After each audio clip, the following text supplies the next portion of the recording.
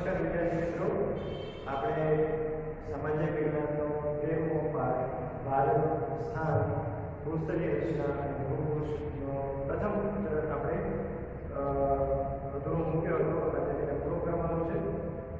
તો મિત્રો, અહીંયા ભારત પૂર્વ ગોળાર્ધ, બરાબર, એટલે જે ઈસ્ટ સાઇડનો જે આપણો ગોળાર્ધ છે એમાં મોકાનું સ્થાન અને વ્યૂહાત્મક સ્થાન ધરાવે છે. વ્યૂહાત્મક સ્થાન કેવી રીતે? તો તમે જરા જુઓ કે ભારત ક્યાં છે? આ હિન્દ મહાસાગર છે અને અહીંયા તે આફ્રિકાને પણ કનેક્ટ કરે છે અને ઓસ્ટ્રેલિયા જેવા જે બધા જે દેશો છે, બરાબર, અને તેની સાથે એક પૂરેપૂરો જળમાર્ગ ધરાવે છે. એટલા માટે તેને વ્યૂહાત્મક એટલે કે સ્ટ્રેટેજિક પાર્ટ છે તે ધરાવે છે. પ્રાચીન કાળમાં તેને શું કહેવાય, અલગ અલગ દેશો સાથે આપણા સંબંધો હતા, બરાબર, તેને યોગ્ય મહત્વનું યોગદાન રહ્યું છે. હિન્દ મહાસાગરના શીર્ષ સ્થાને ભારત આવેલું છે.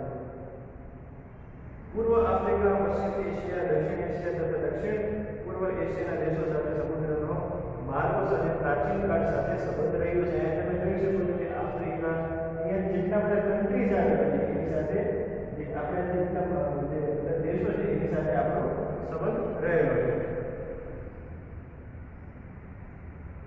પરિણામે ઘનિષ્ઠ સંસ્કૃતિ અને વેપારી સંબંધો પોતાના વિશિષ્ટ સ્થાન સાથે વિકસાવ્યા છે. હિન્દ મહાસાગરમાં કોઈ પણ દેશની તટીય સીમા ભારત જેવી નથી. ભારતના આ મહત્વના સ્થાન કારણે મહાસાગરનું નામ એટલે કે હિન્દ મહાસાગર નામ પર રાખવામાં આવે છે. હિન્દ મહાસાગર એટલે કે ઇન્ડિયન ઓશન, આ જે એવો જે મહાસાગર છે કે જેને કોઈ દેશના નામ ઉપર એનું નામ આપવામાં આવ્યું છે. આંતરરાષ્ટ્રીય મહત્વ તમે જો જોવું હોય તો 1869માં સુએઝ નહેર ક્યાં છે? આ જે તમે જુઓ, બરાબર, આ જે પાર્ટ છે આખો એને સુએઝ નહેર કહે છે. હવે તમે સુએઝ નહેર જુઓ, એની પહેલા શું થતું હતું કે કોઈ પણ જાણે કે અમેરિકાને અહીંયાથી ભારત આવવું હોય તો આમથી આમ ફરીને આવતા હતા. હવે જ્યારે અહીંયા ફરીને અહીંથી ડાયરેક્ટ કનેક્ટ થઈ શકે છે. જ્યારે સુએઝ નહેર બની ત્યારે યુરોપ અને જે બીજા વેસ્ટ કન્ટ્રી સાથે આપણું 7000 કિલોમીટર જેટલું અંતર ઘટી ગયું.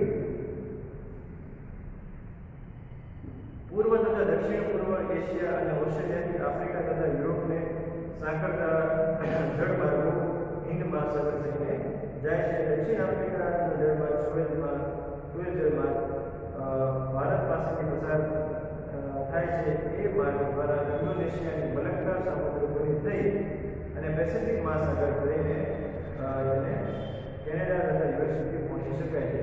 હવે મલક્કાની સમુદ્ર ધુની ક્યાં આવી? તો આ જે તમે જુઓ છો, બરાબર, ઇન્ડોનેશિયા, આ જે આખો ભાગ છે, બરાબર, જ્યાંથી સમુદ્ર ધુની છે ત્યાંથી આપણે આ જે ભાગ છે ત્યાં આપણે ઓસ્ટ્રેલિયા અને અમેરિકા જેવા દેશો સાથે આપણે કનેક્ટ થઈ શકીએ છીએ. આ જે આપણો સાંકડો ભાગ છે તેને સ્ટ્રેટ કહેવાય છે. અહીંયા સ્ટેટ ઓફ હોર્મુઝ છે અને આ સ્ટેટ ઓફ હોર્મુઝ છે, આ સ્ટેટ ઓફ મલક્કા છે. બહુ મહત્વના સ્થળો છે.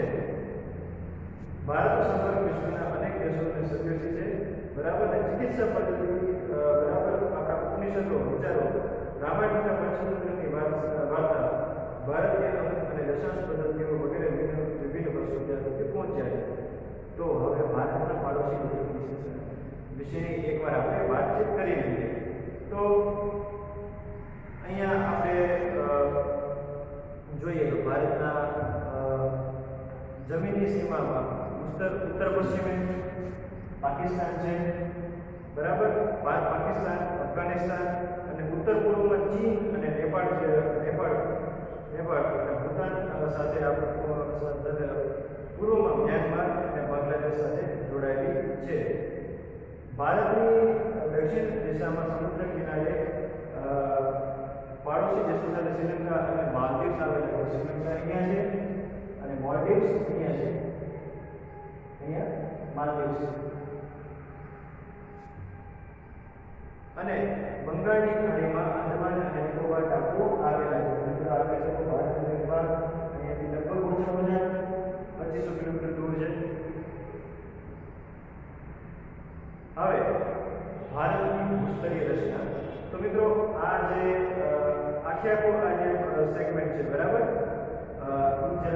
તમારી નોટબુકમાં નોંધવા જેવો છે. બહુ મહત્વની માહિતી છે જે તમને ફ્યુચર પૂછાઈ શકે છે કે ભારતનું વર્તમાન ભૂકંપનું સ્વરૂપ પૃથ્વીની ભૂસંચરણ પ્રક્રિયા અને બાહ્ય હલનચલનનું પરિણામ છે. એટલે કે કોઈ પણ જાતનો ભૂકંપ થાય, મોટો ભૂકંપ થાય ત્યારે એક નવી જમીનનું નિર્માણ થાય છે. આ બંને પરિબળોની વિનાશક અને રચનાત્મક અસર જોવા મળે છે. પૃથ્વીની સંરચના વિશે જાણકારી ખૂબ જ રોચક છે. પૃથ્વીનો ઉપરનો પોપડો અને નીચે રહેલો એસ્ટેનોસ્ફિયર બરાબર, એટલે કે અર્ધદ્રવિત એસ્ટેનોસ્ફિયર, એટલે કે ઉપરનો પોપડો એસ્ટેનોસ્ફિયર અર્ધદ્રવિત ખડકો ઉપર તરી રહ્યો છે. શું તરી રહ્યો છે? એસ્ટેનોસ્ફિયર અર્ધદ્રવિત ખડકો ઉપર તરી રહ્યો છે. એટલે કે પૃથ્વીનો જે પોપડો છે, પૃથ્વીની પેટાળમાં થતા કિરણોત્સર્ગી એટલે કે ન્યુક્લિયર પ્રકારની જે ગતિવિધિઓ થાય છે તેના પરિણામે ગરમી ઉદ્ભવે છે, જે દ્રવિત ખડકોમાં સંવહની તરંગો ઉત્પન્ન કરી ભૂસપાટી તરફ જવાનો પ્રયાસ કરે છે. ભૂકવચ તરફ દોડતા તરંગો દ્વારા ઉપરનું પડ ફાટીને મોટા ટુકડામાં વિભાજિત થાય છે, જેને મૃદાવર્ણીય પ્લેટ એટલે કે લિથોસ્ફિયર પ્લેટ કહે છે. લિથોસ્ફિયર પ્લેટ બહુ મહત્વની. આવી કેટલી પ્લેટો છે? 7 પ્રકારની પ્લેટો છે. તો પ્લેટોમાં જરાક જોઈએ તો પહેલી છે પેસિફિક પ્લેટ, ઓકે. બીજી છે ઉત્તર અમેરિકન પ્લેટ, દક્ષિણ American plate, Eurasian plate, African plate, Indo Australian plate. આપણું જે છે ભારત, આખો ભારત ઇન્ડો ઓસ્ટ્રેલિયન પ્લેટ પર કરે છે, અને એન્ટાર્કટિક પ્લેટ જે સૌથી નીચે. અપસરણ અને અભિસરણની ક્રિયાને ભૂપૃષ્ઠ સ્તરભંગ અને ગેડીકરણ કહે છે. કઈ પ્રક્રિયા? અપસરણ અને અભિસરણ, બરાબર. હવે એ કેવી રીતે કે જેને એન્ટાર્કટિક પ્લેટ કેટલીક જગ્યાએ આ પ્લેટો એકબીજાથી દૂર થઈ રહી છે તેને અપસારિક પ્લેટ કહેવાય છે. જ્યારે કેટલીક જગ્યાએ એકબીજાથી નજીક આવી રહી છે તો કેવી રીતે કે અભિસારિક પ્લેટ તેને ઓળખાય છે. અપસરણ અને અભિસરણ ક્રિયાની ભૂપૃષ્ઠ સ્તરભંગ અને ગેડીકરણ થાય છે. આ પ્લેટની ગતિવિધિ થકી લાખો વર્ષ દરમિયાન ભૂમિખંડોના આકારો અને સ્થાનફેર પણ થાય છે.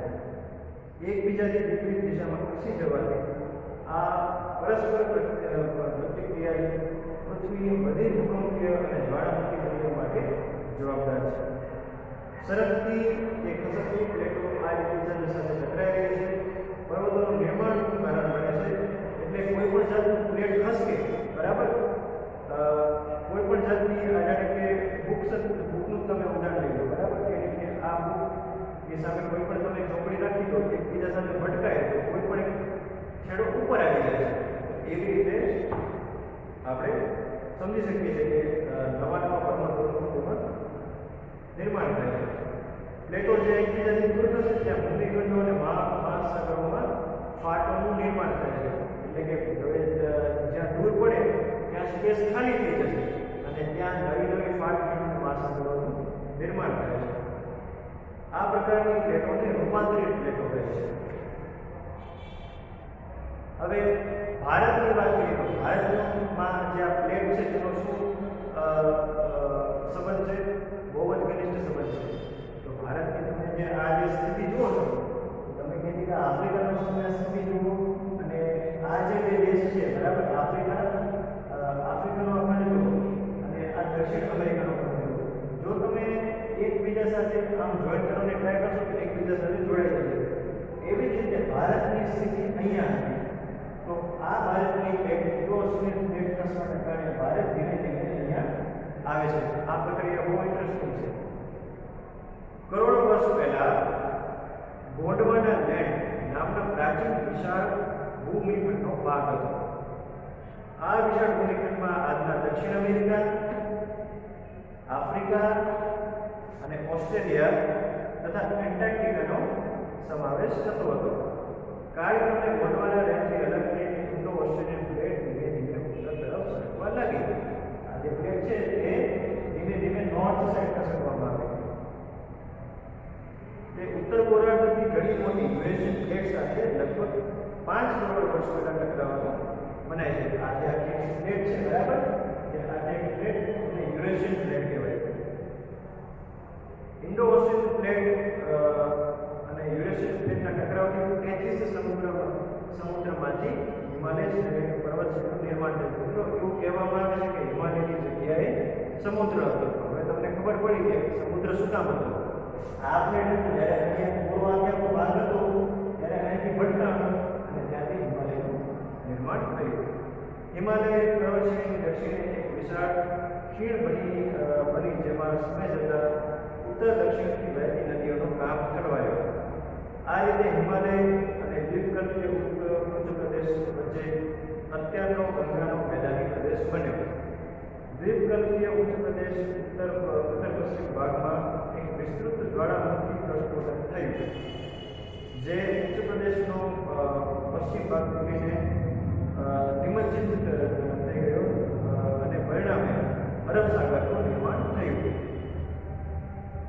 આ ભૂ નિમજ્જનના કારણે પશ્ચિમ ઘાટ વધારે સુસ્પષ્ટ થઈ ગયો.